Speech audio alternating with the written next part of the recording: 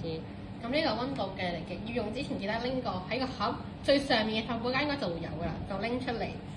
咁首先我哋見到一個，首先我哋應該見到一個電池蓋嘅，咁將佢打開先啦，我哋可以。咁上面有電池，即係應該有一粒黑色嘅掣嘅。咁有兩邊呢個寫住一個 C 同埋一個 F 嘅。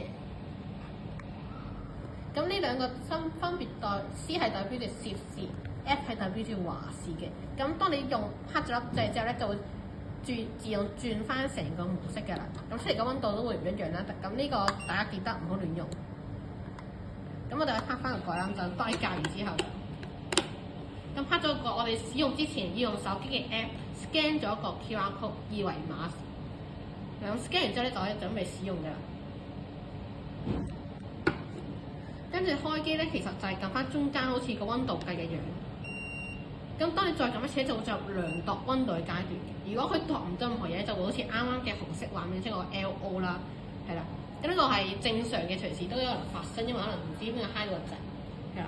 咁首先使用嘅時候咧，我哋將佢擺落額頭嗰度，然之後撳嘅嗰個開機掣啦，就出現咗一個溫度啦。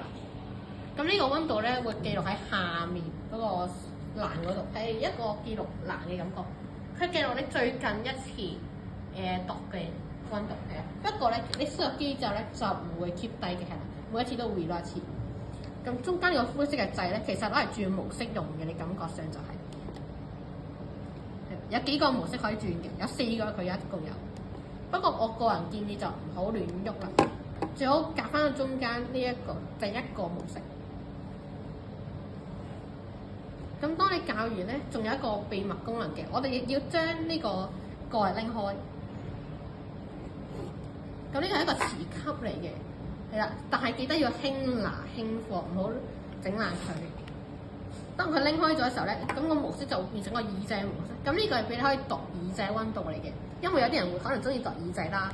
咁我哋都顧及翻呢方面嘅需要。咁度嘅溫度咧都會一樣係出現翻喺度嘅。